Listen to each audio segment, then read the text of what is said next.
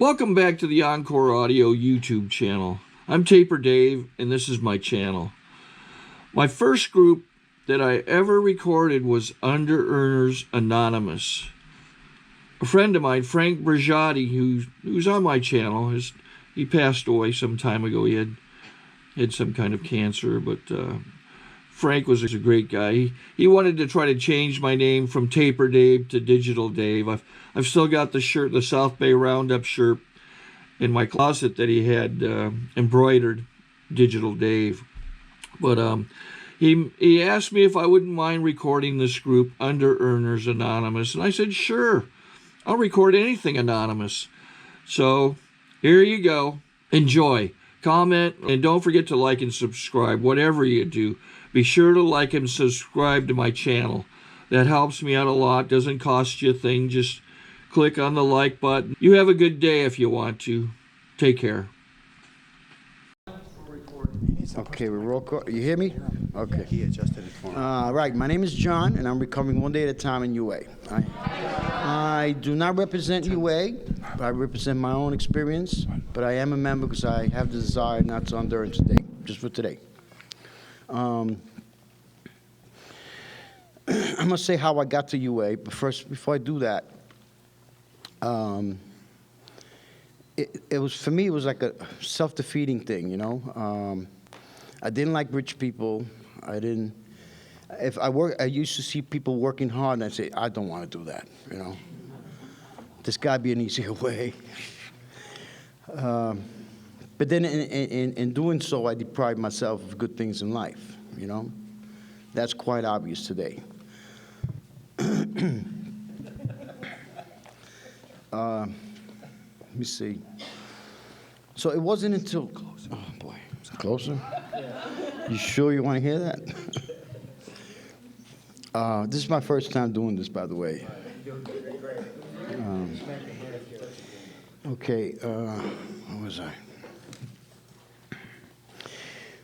Right. I was sleeping in a bus one time. This was a yellow bus that was abandoned. And the guy who sponsored me, you know, my sponsor, today's sponsor, he used to come by. He used to have this, he used to call it the detox bus. It's a van. He used to pick up drunks and addicts and bring them to, you know, detox. So he used to come by to see me in that yellow bus. He said, "Hey, buddy, there's a way out." But you know, at that time, I didn't understand. I just was a very sick puppy. So I ended in 12-step, you know, recovery, and I think he was my first sponsor back then. And then at that particular fellowship, we noticed that there was people that weren't earning enough money, and they were up to here with debts, you know, of all kinds. And so I wasn't earning enough, and I also got into some kind of debt. So from that particular program, we went to DA. From DA, UA was born.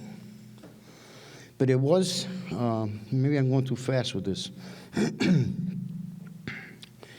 But it was, I always remember that even before I picked up the alcohol and anything else that, you know, got me outside myself, there was that feeling of, you know, that I can't take care of myself, you know? That was way back. And that, you know, I cannot amount to becoming a man on, you know, on this earth and take care, you know, stand up straight and take care of myself. That was the, you know. And I didn't like what I saw, the huge disparities, but, you know, that today I don't look at these things. You know, God's my employer today, but back then that's how I was, you know, navigating through life.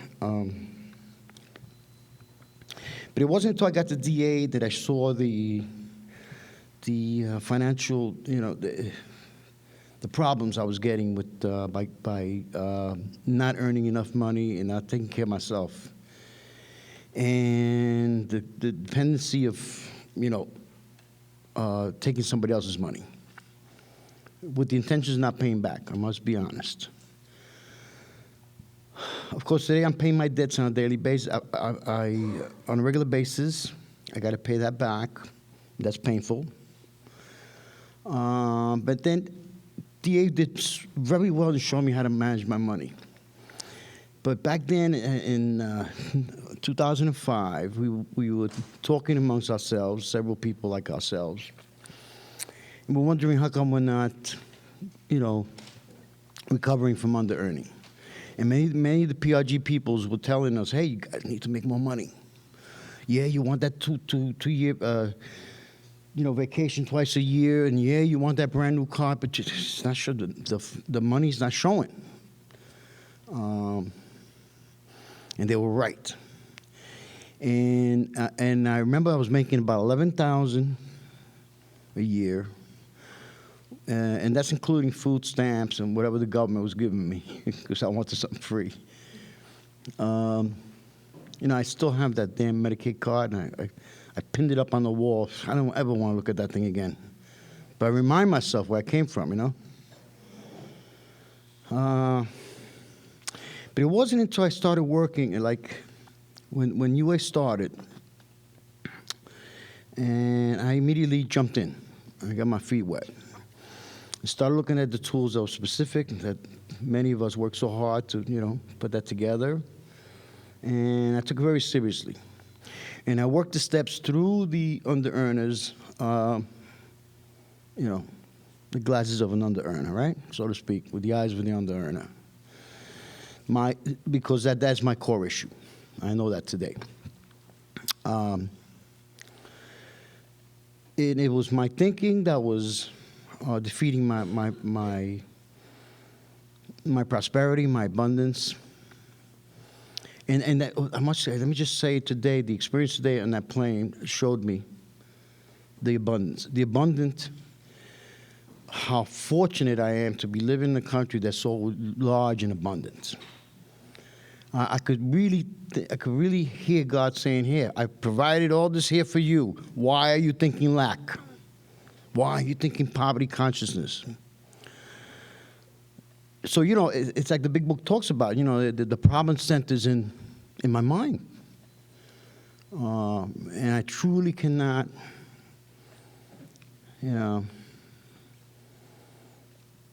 I truly cannot, how should I say, when it comes to sanity, I can't claim it. So, yeah, but I know today that I'm seeking the truth, so that is sanity. So, but prior to that, I'll tell you that wasn't the case. So it wasn't until I went through these steps with my sponsor. I was already doing very well in DA, as far as, and I'm still in that program. I still sponsor people there, and I do PRGs there. I'm very active with that program. Because solvency is a tool in UA, and I take it very seriously. But the actions here in UA was what awakened these skills that I had dormant. And it wasn't until I had an action group that, after doing the steps now, getting the spiritual awakening, and I started doing a lot of, on a regular basis, these action groups. I started listening to people, what they were saying, how the message comes to the people. And some of the messages I didn't like, but some of the stuff really was on the money, on point. Like, make a list of all the skills you have. It didn't occur to me to do that, right? I think somebody asked me today, well, what do you do for a living? Well, today I have a prosperous job. But it wasn't until I changed the thinking and said, okay, is it beneath me, or can I, if they pay me $120,000 a year, can I bend a little bit and do a little work and sweat a little bit? Why not, right? But the under-earner doesn't want to work. I, as an under-earner, do not want to work. Give me $100,000. No, leave me with $11,000. It's less headaches, please. I don't want it. That's a terrible way to live, let me tell you. And I can see it in, like, sometimes in the subways, I hear somebody say, "Oh, no, money's not important. What do you think? It grows on trees?" And I got to turn that around in my head. Money is important, and it does grow on trees. It's made out of paper, so it definitely comes from trees. So you got to watch where you get the messages from, you know, because I'm liable to believe that stuff. So it took specific tools in UA. It took specific tools from the spiritual aspect that comes from the AA big book, the 12 and 12.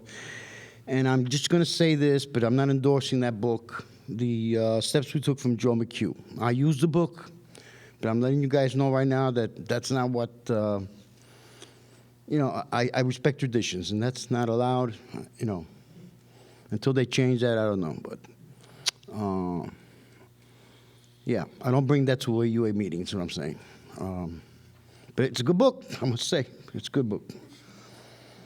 But so is the information that's already in the big book and the 12 and 12. That in itself, you could help a lot of people with that. So, where was I? Right, I went through the steps with my sponsor. Oh, what did I discover in there? That I was a liar, manipulator, I was dishonest with people, I was always in fear about everything, I was inconsiderate to a lot of people, and there was not only people, there was institutions there, there was, you know, religious groups, there was the earth itself, there was the universe. I mean, I was pissed off at the whole world, basically, at the whole creation. It wasn't until I looked at this stuff that made a lot of sense to me that I was creating my own problems. And not only that, I was not only squandering a lot of time, squandering the money, squandering the time I had to be with, you know, with people, be sociable. So well, I discovered that those three basic instincts were definitely in collision. Now, which basic instincts? What composes the self-will, right? It's in the book. I didn't make this up. It was already there. But I had to take a look at those three instincts, and were they satisfied in me? They were not. In fact, they were all, what do you say? They were out of balance. If I was in a bar, use money to buy a drink for a woman and then to have sex. So that instinct, the sex instinct, was definitely off. I'm using the sex instinct to get, you know what. If, you know, if I'm talking to somebody and we just want to socialize, well, my mind is somewhere else. So socializing is out of the question. You see? Well, we all know I didn't want to make any money because $11,000 is not enough for me to live on in New York City. So my, you know, security instinct was non-existent. So this is what I, you know, what I come to discover, that these basic instincts that are God-given, in my mind, they were twisted. And in doing that internal work with one sponsor who was willing to help me and who's sincere to help me and objective, who's not going to interfere with my stuff, I was allowed to come to that understanding. Now, I had to do some work, by the way. And I remember he took me back. I took a little too long with that second step and he brought me back to the first step, and I got pissed off and I caught myself. That's ego. Let me start again. Because there's a sequence when we do these steps. I come to understand, you know? And if the information that you're gathering could get lost if you take too long. I have one sponsor right now, and I'm keeping an eye on him. Says, you do this one more time, and you can go get another sponsor. Don't waste my time. You know, let me tell you something. Recovery for me was the most important thing I've ever had to do in my life. So in the beginning, it wasn't even about me getting a job, getting rich quick or solving all my problems right away. The first person I had to get out of the way was myself. And I needed a guide, which that's what the sponsor in this program did. Well, there's 2 guides, by the way. There's the big book, first 164 pages, and there's a human guide, so I use both.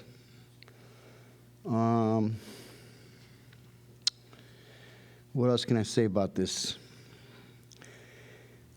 I looked at this as I need to tell you guys that I had no other answer for my money issues. And then it wasn't that only the money issues was the problem. It was the whole form of thinking. I needed a shift in not only my thinking, but my attitude as well. And so it took 3 fellowships to get me where I'm at today. I want you to know.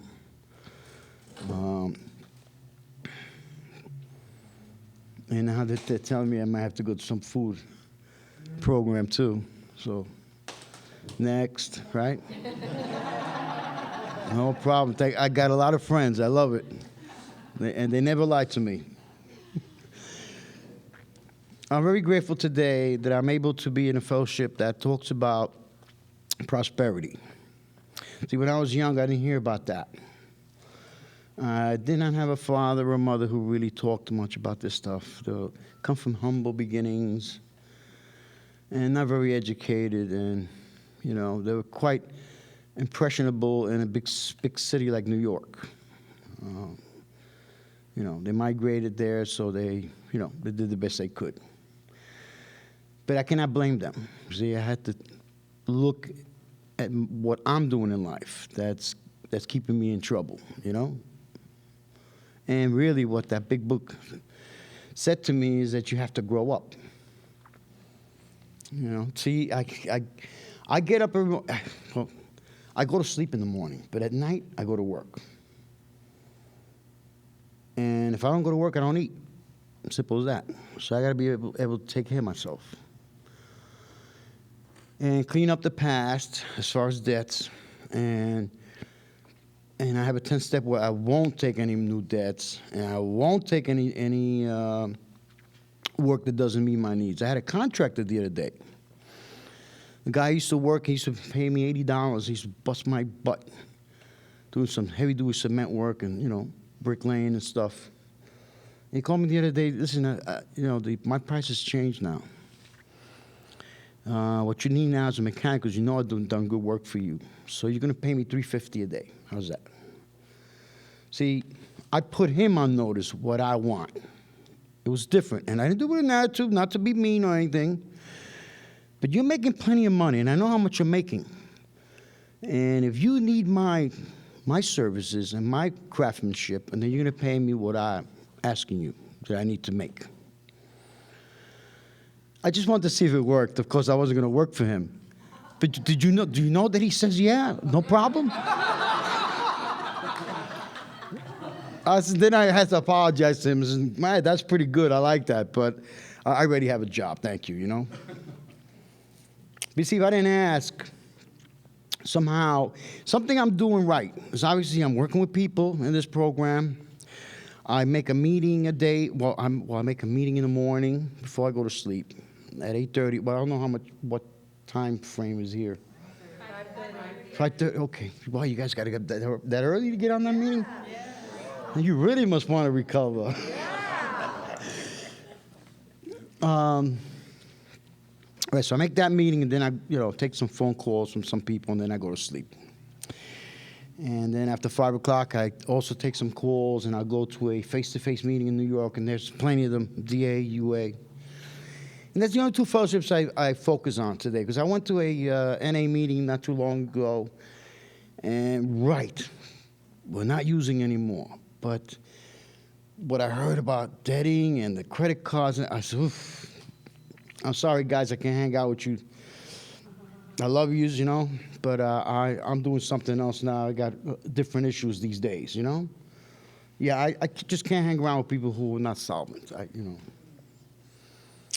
yeah, so, that's for me, guys, all 12-step fellowship work if you work them, right?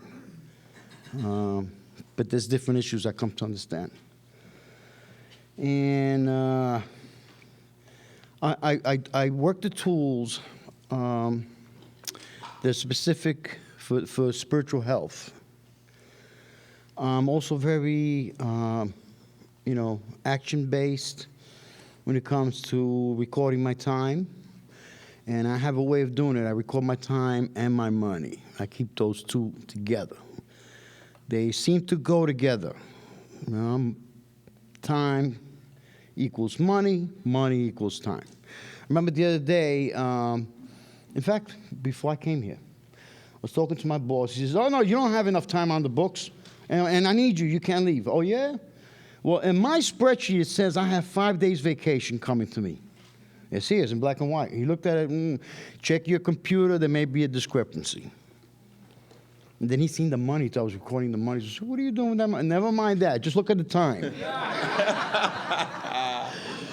Nosy guy, So I had time, you see? Now, here's the thing. What I noticed in the past, that if I didn't make a decision, conscious decision, by default, decisions were going to be made for me. And I don't know about y'all, but I'm not willing to go that route anymore, you see? I make my own decisions today. I pray on it, I get a better direction, and then I go on and take the action. And that's working. That's really simple, and that works for me.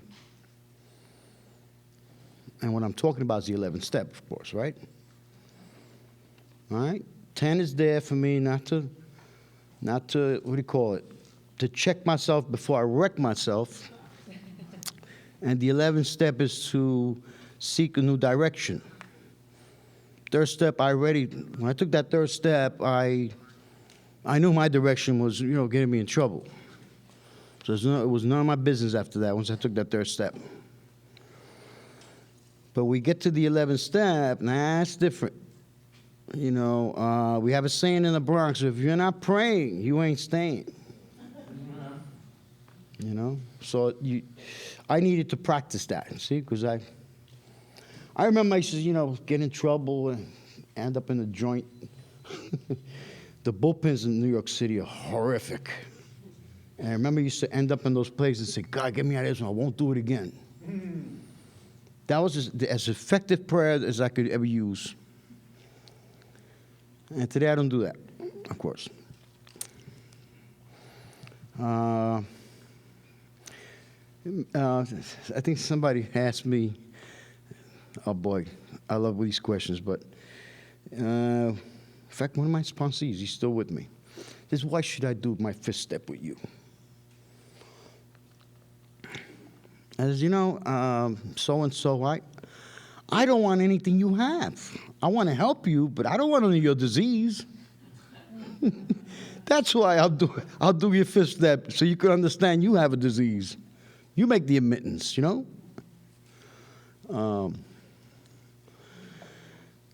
It's been a wonderful journey, should I say. First of all, if the old John was still around, I would not be caught dead in front of you people right now talking like this.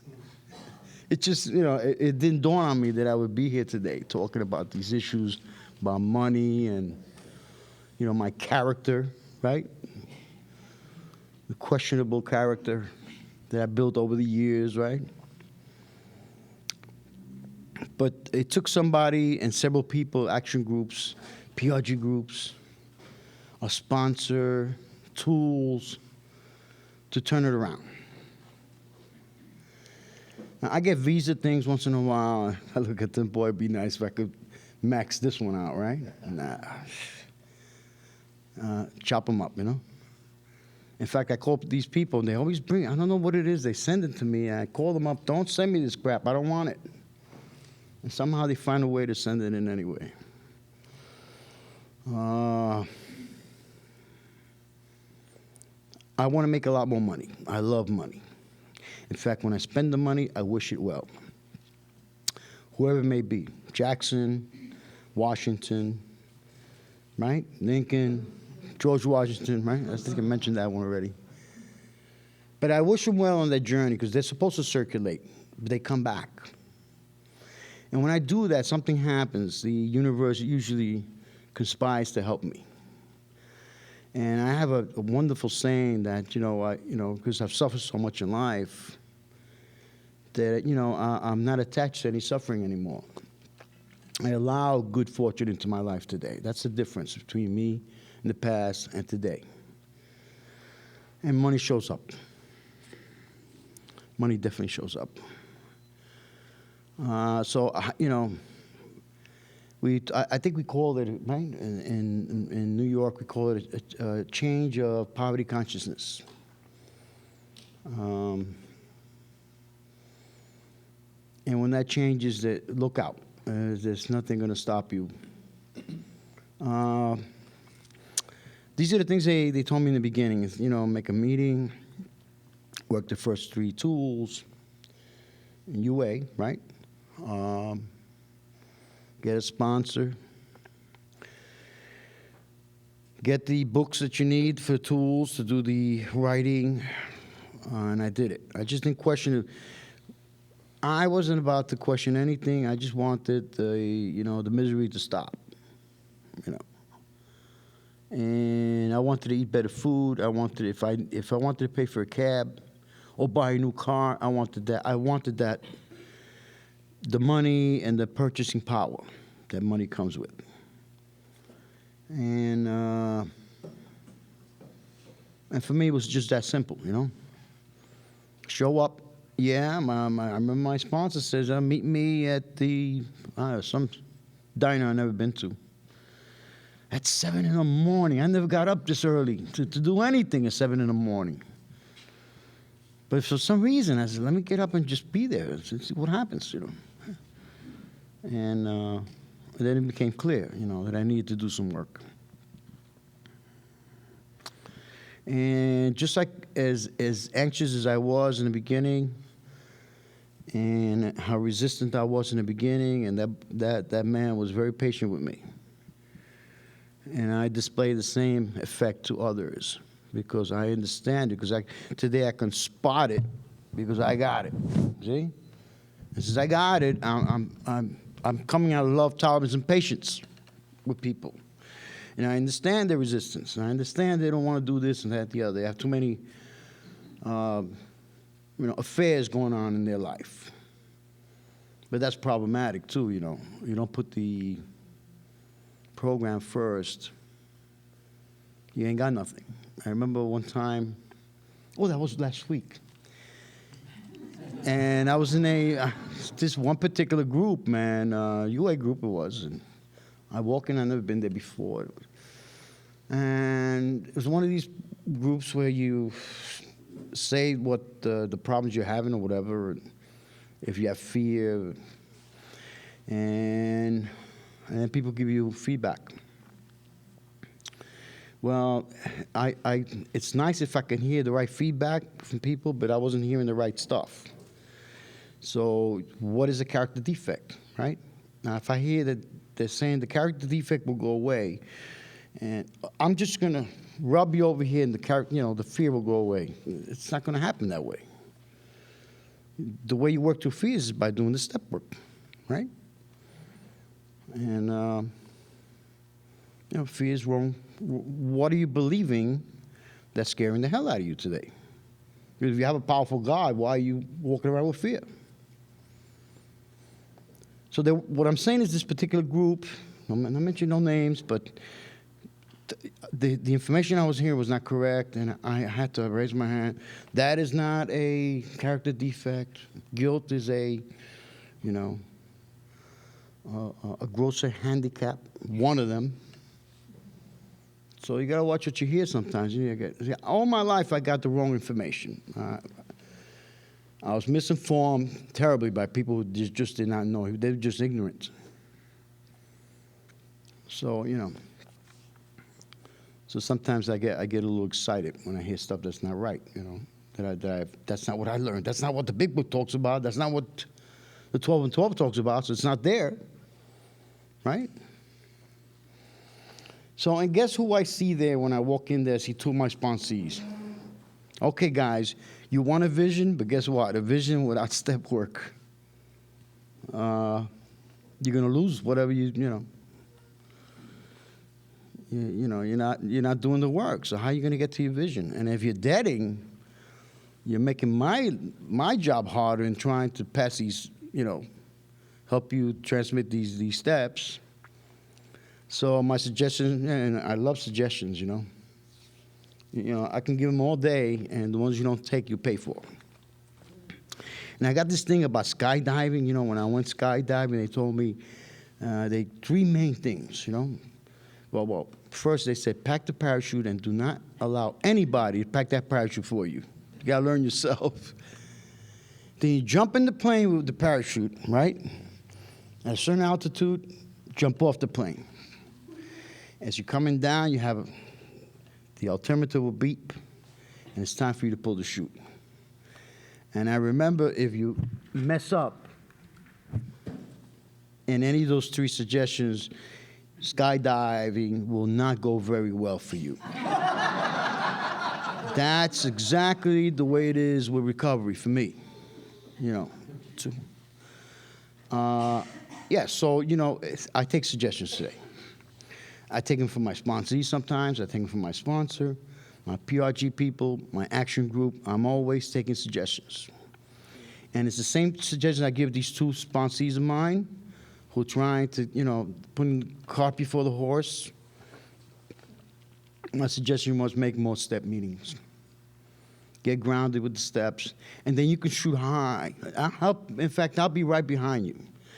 And when you shoot high, this was my analogy of shooting high up into the sky, right? You shoot for the stars. You miss the star, make sure you bring down the moon with you. But you're coming down with something. You're not doing this in vain, you know what I mean? But you first have to do step work before you can shoot for your vision. And that's the way I understand. That's my experience with these steps and with the fellowship UA. Thanks for letting me share.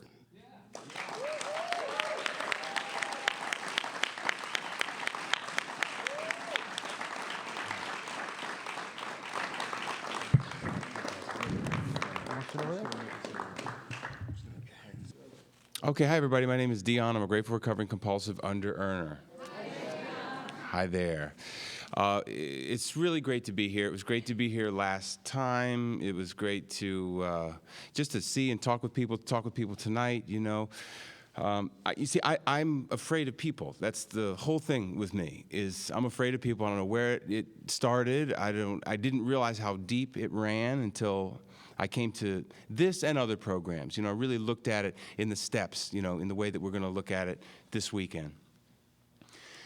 It's funny because all the money that you have in your pocket, whether it's $2 tonight or whether it's $200 or whatever, basically, except for maybe a couple of things I haven't thought of, unless you stole it or unless you used credit to get it, it came from somebody else.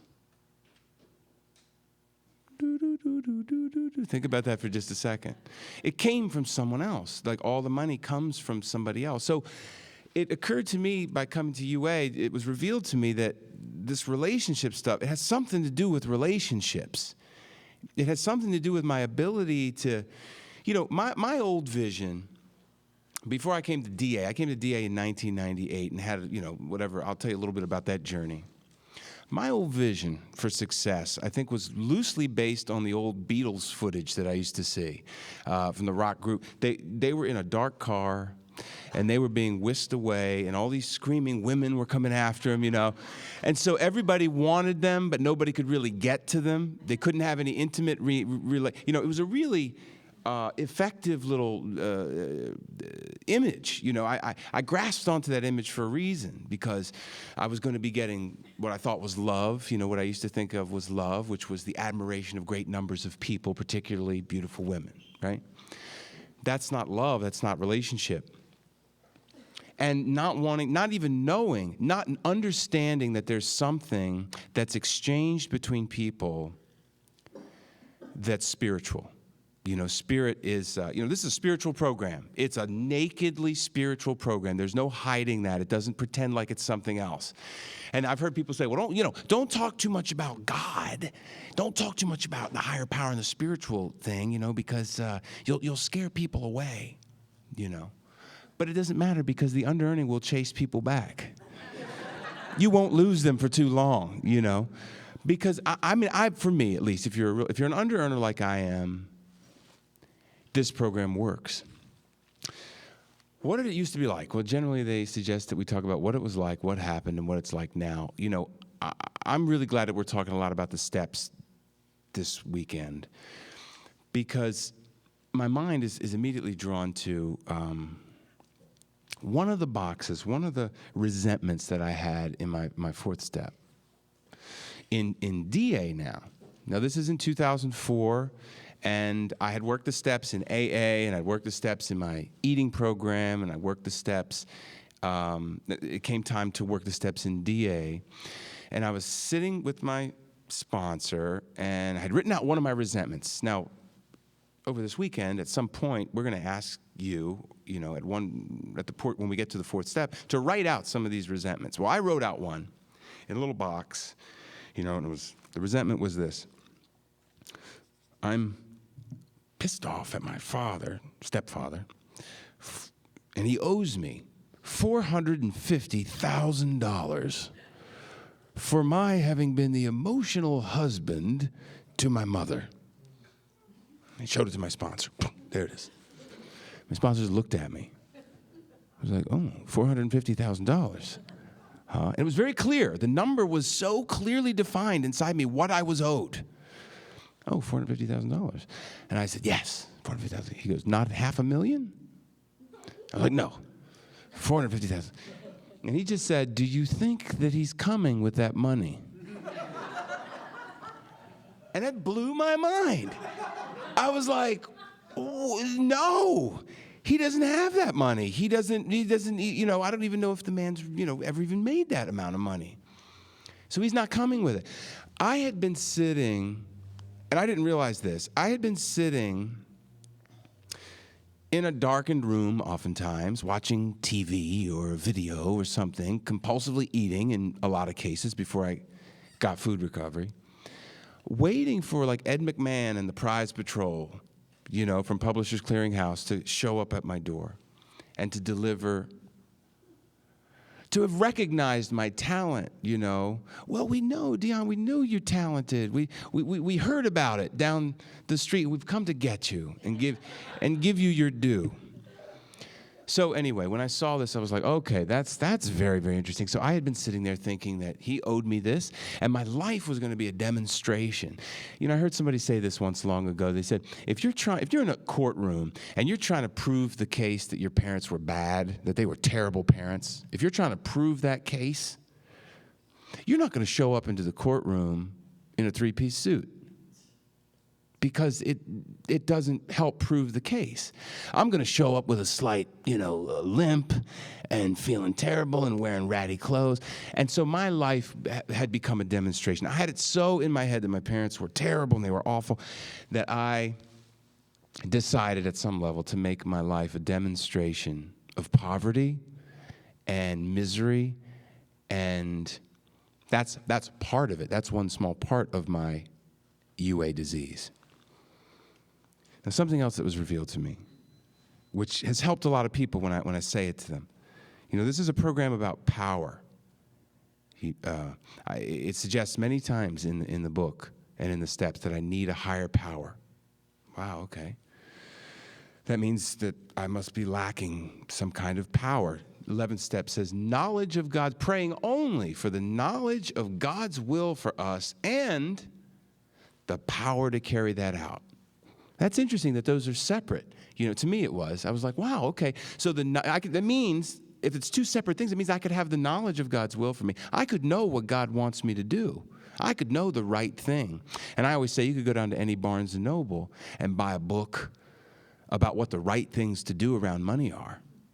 But that has nothing to do with having the power to carry those things out. A lot of people make lots of money writing the great things to do with money. But that has no impact on me because I don't have the power. I'm not connected to that vital source. I love always sharing this metaphor. I feel like it was revealed to me while doing step work. Just the idea of this vacuum. I always pull out this old vacuum. If there was a vacuum sitting here in the middle of the floor and it was not plugged into the wall, we wouldn't stand around for too long scratching our heads about why the vacuum couldn't do what it's supposed to do. We'd be like, well, the vacuum's not plugged in to a source of power. Why doesn't somebody plug it in? I mean, we're under earners. We might fight about that for a while. Who's going to do it and what's the best way? And, I'll just parenthetically, I'll just add, I love to be around under earners because you're a lot like me. Because Chuck was walking around, poor Chuck. He's walking around with the microphone trying to help a bunch of under earners, with the mic, and he's getting yelled at and he's getting sort of dirty looks, trying to be of service. And people are like, it's bugging me. Get away from me. Whatever, I'm just taking your all's inventory. Sorry. No, I just felt bad for Chuck, that's all. But anyway, it wouldn't be a big puzzle as to why this thing couldn't do its primary directive. And I always say, the primary directive of a vacuum cleaner is suck dirt. Primary directive for Dion is love others, love and service to others. I can't do that when I'm caught up in my character defects. Now, in UA, here's what happened to me along the way growing up. I'm adopted by my father, and I had my mother had me when she was 19, and I didn't know my real father, and I'm African American, Irish, and Italian, and nobody knew what the frick I was racially, and they thought I was a girl. My hair was grown long, whatever. All the stuff in my story that just made my life hard, right? And I carried that around for a long time. At a certain point, I made a decision. People were coming at me when I was growing up, okay, with sexual agendas, with adult sexual agendas when I was a very young child, okay? We call that sexual abuse today. Now, having gone through the steps with many people in UA and having heard a lot of people share very openly in their fourth step about their resentments, et cetera, I've come to understand that I'm not alone in that. And I'm happy to hear that. I made a decision at a certain point that this world was a dangerous place and that individual people could not be trusted. That gives me a problem that a lot of people, even in AA recovery, do not have. Because, a lot of people in AA, and I'm sober, And my sobriety date is May 12th, 1997, and I haven't done, crack cocaine or alcohol since then. So, because these agendas were coming at me, it was revealed to me in UA recovery, the steps in UA, that I made a decision at one point to get some power. Okay? If this is a power, we're all the same. I will say that. We're all the same.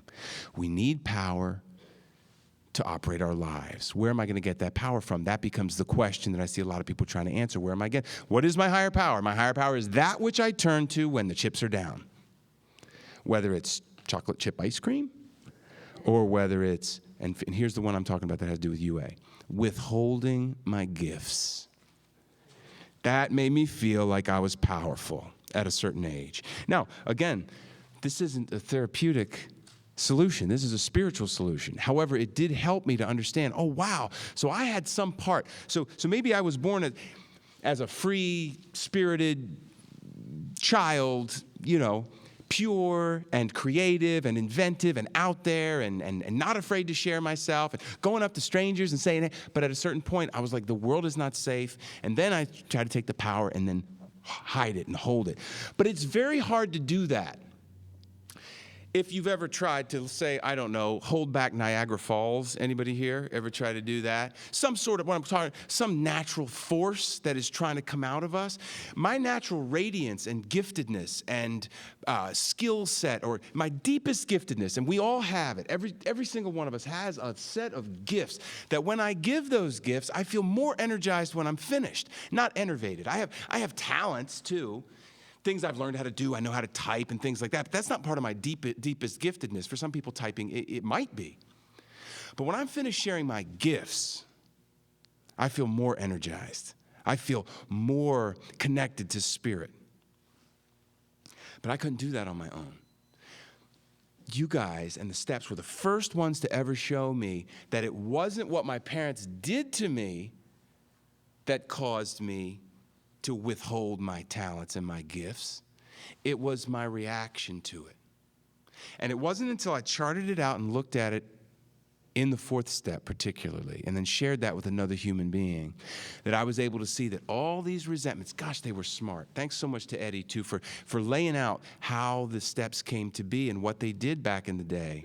It has to be divinely given to us because it's so right on the money for a person like me, a compulsive under-earner. You have to understand that before sharing that resentment in 2004, the one I told you about, $450,000 that my dad owed me, before that I had only ever made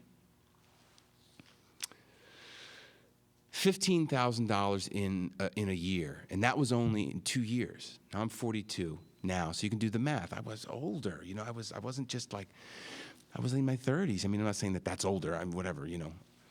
I want to take care of everybody's emotion. Don't worry, you know, if you're 70, I'm not saying that, but another disease entirely. One at a time here.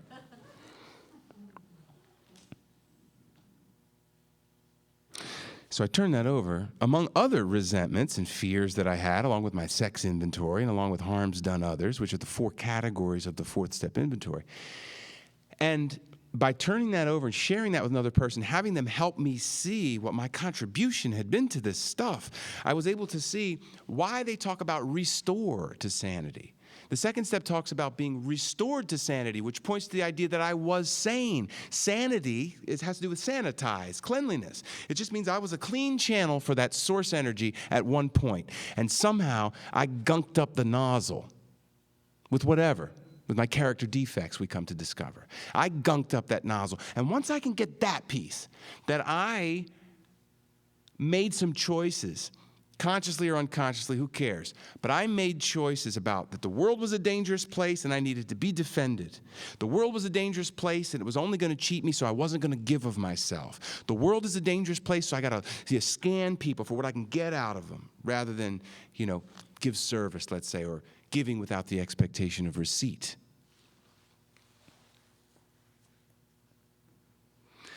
So the very next year, I made $53,000 in 25 days, and it scared the shit out of me. I was like, this thing works. Get me out of here. And I went right back into a supporting addiction. Now let me talk to you about supporting addictions. It's not easy to under-earn. Like I said, it's like holding back Niagara Falls because we're gifted. We're supposed to give of ourselves and we're supposed to receive back, and it's supposed to be abundant. This freedom from, you know, the poverty consciousness, as John spoke about. My natural state is to give and receive, that it be even. Anything that just gives eventually bleeds itself out, right? It's nothing in nature that's healthy just gives. And nothing that's healthy in nature just takes. It's a give and a take. It's a reciprocity. It's a systole and a diastole for the heart enthusiasts in the room. It's breathing in and breathing out. So we talk about breathe. Spirit, spirare. That's the root of spirit, spirare, which means to breathe. So it really is talking about, let's share a breath right now. Literally, let's take a breath now together. We just conspired to breathe with. Conspire, breathe with. So I'll just focus on the words that are actually in the steps. Spiritual awakening. An awareness of that which is essential, you know, but you can't see it. Now, when I'm out there compulsively under-earning and I'm debting, I become drunk and I become numb to the effects of a simple human smile. I can't even feel what it is to be with another person and just share presence. I can't feel it. So I need all these crazy things to make it so I can feel. I need to be cattle prodded so that I can even feel anything. Okay?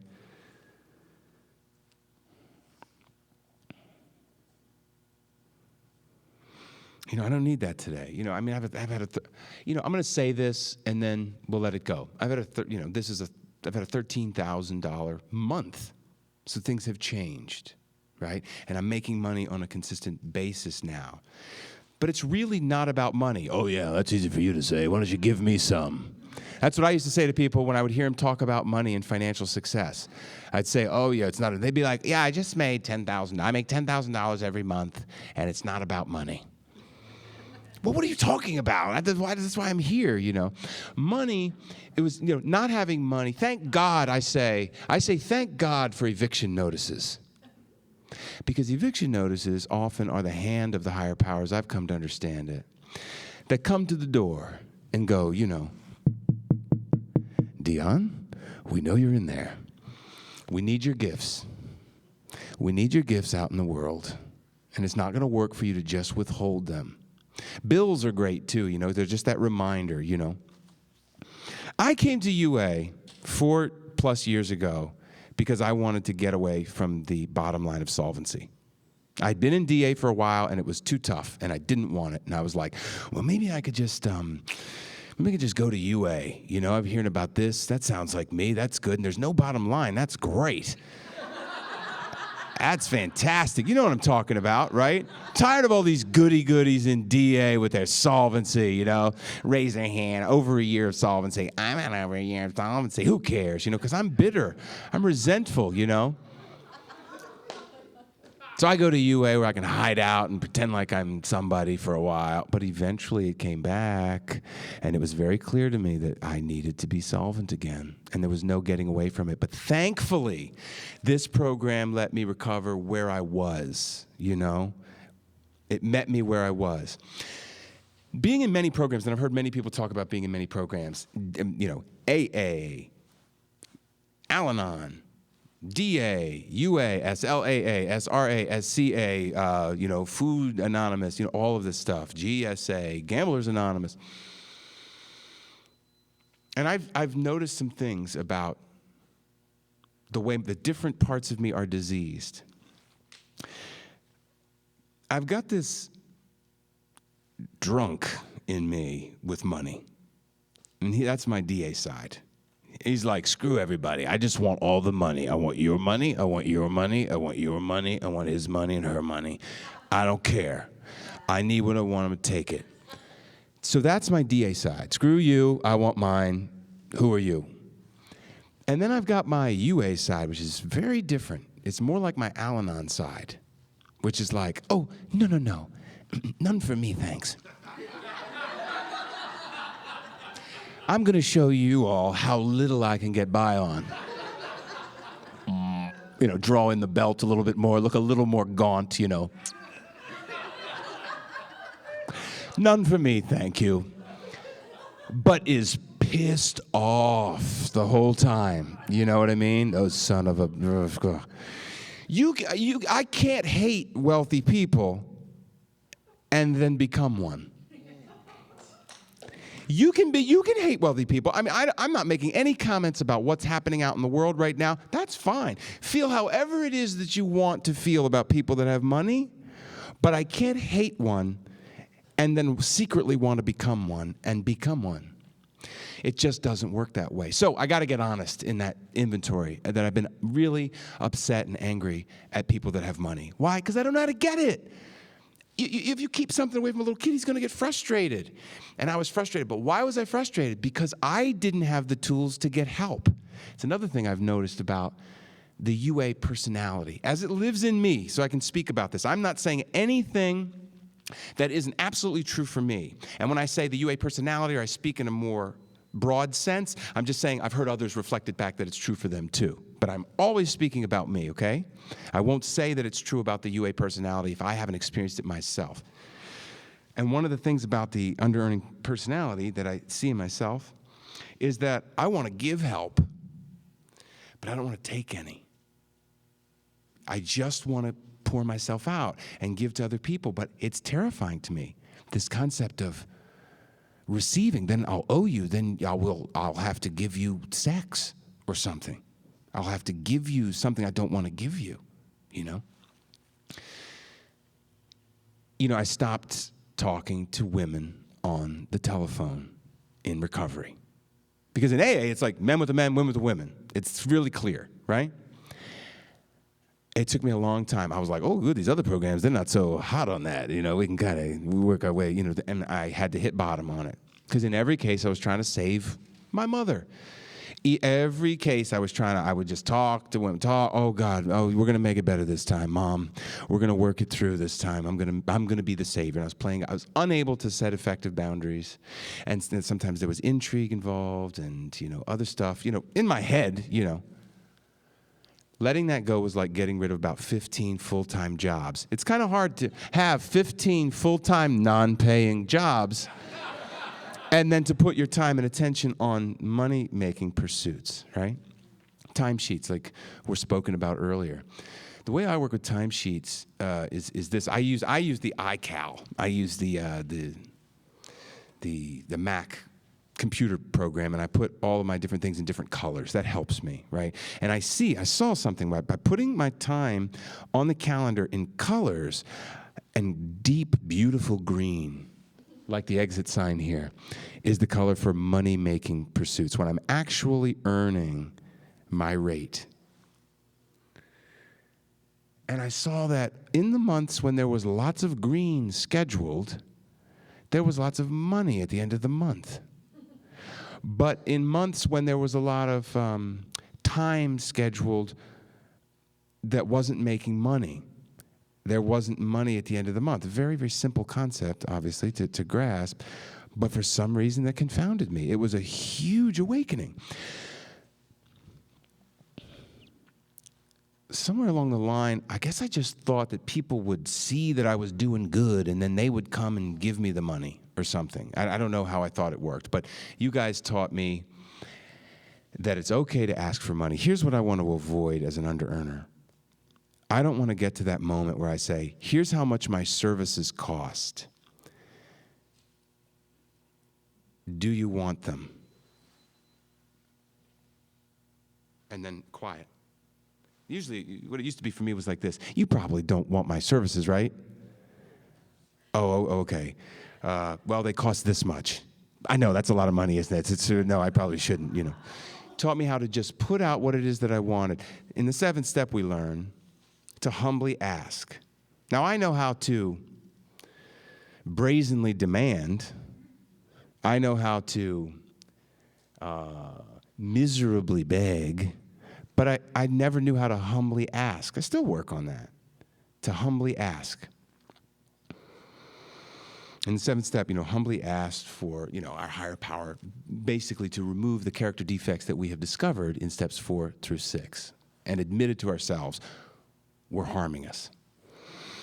And then to ask that another, for me, it's like the higher power is this, it's not me. It's it's a process that is beyond me. Words fail when it comes to talking about the higher power. That's it. I mean, I experience it this way. I take action, like taking a seed, let's say, and putting a seed into a flower pot, right? And I put it in the flower pot, and I add water to it, and then I go away. And something else happens while I'm away that's not me. So I take the actions to do the steps, and I work with a sponsor, and I turn this stuff over, and then I pray, and I follow the guidance that I get, and there's this mysterious other process that goes on that has nothing to do with any of the people or the things that I just named. That's why the actions by themselves are fantastic. The tools of the program, they're one part of the program, but they're not all of it. So what happened after I made that $53,000 in 25 days? I went back into another addiction, the supporting addiction. That's where I was.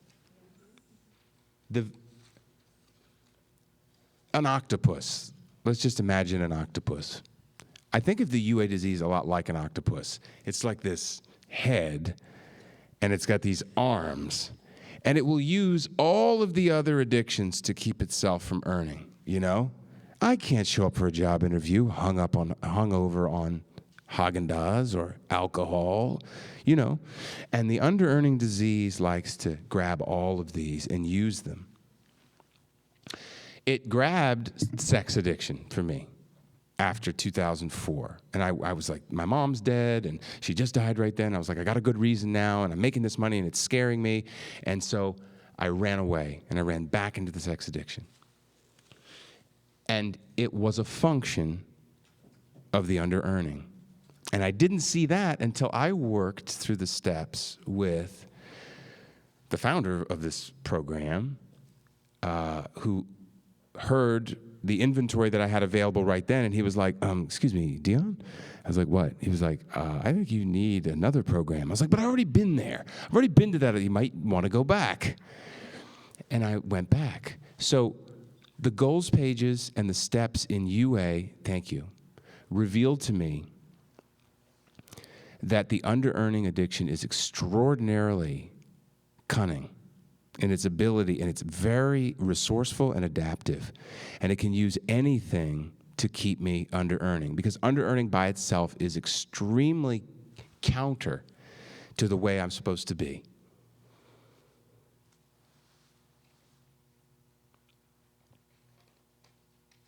And so walking to an S meeting at 7 in the morning a few years back, I was listening to Joe and Charlie.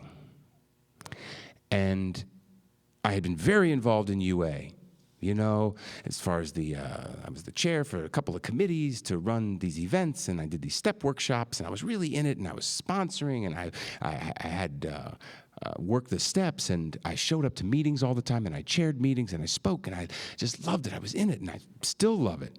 I was walking down the street, and I understood from what they were sharing, Joe and Charlie, I heard it. I was like, you need to do this for UA. And I was like, what? They were giving a step weekend. And the voice was on my little iPod, through the iPod, beneath or above or however you want to look at it, you need to do this for UA. And I felt like Jonah, a little like Jonah in the Bible, to borrow from the Christian tradition. You know, I would have rather just like run the other way. But I was like, okay.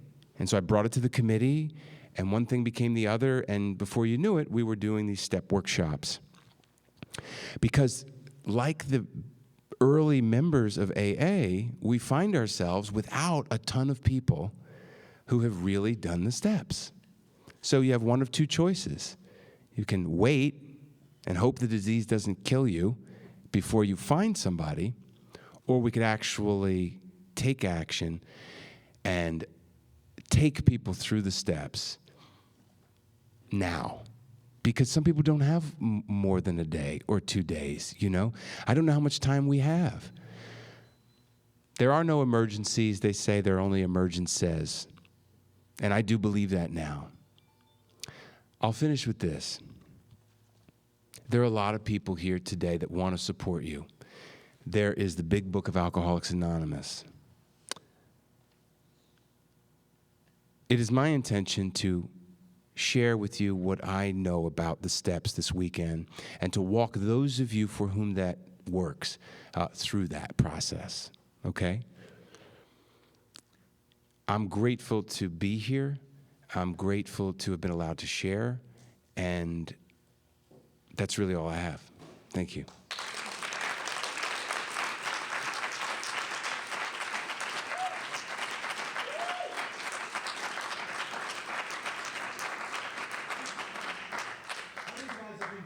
I think we got a great talk going on here. Thanks for watching the channel. Taper Dave here. Just curious, do you think this is better than Zoom? Okay, this is how I prepare my drone for launching. I like to do it inside the cab of my truck so I'm not standing outside in the weather. To install the joysticks for control, up and down, right and left, powered on. I have an Android phone that I use to connect it to the drone with. And it's actually controlled through the iPhone, through an app. Oops, wrong way. It's actually controlled through the iPhone, or through this Android phone, through the app. It's actually controlled through the Android phone, through an app, and you connect it through this short connection right here.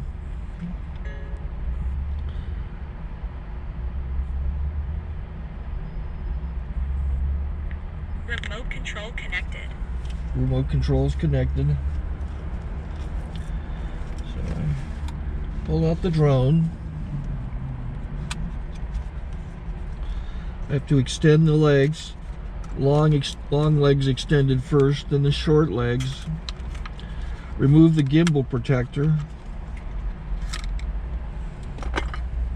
Set that aside, then power it on one short burst, then one long burst. I lay it down.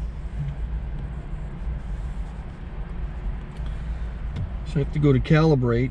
So the drone's not connected yet. It shows you here as this drone gets disconnected, even though the remote's powered on. So the drone has to establish it's connected. So I go into the app to calibration mode. First I'll calibrate the remote controller. Start calibration. Out, in, out, in, up, down, and then this little wheel is to control the gimbal. So it's calibrated. Go to gimbal calibration, start calibration, and then it calibrates the gimbal. And if that shows up, the gimbal's moving all over the place. Changes, you can see it on the video. And I'm calibrated to take off. It's acquired 7 satellites at the moment. There are 26 satellites up in the sky, which it has to acquire before you can take off. So it's connected. It's got enough satellites. This is white. I can go to press this little arrow button, swipe right to take off, and it would start the motors if I slid this to the right. But I'll wait till I get outside. Don't want to do it inside.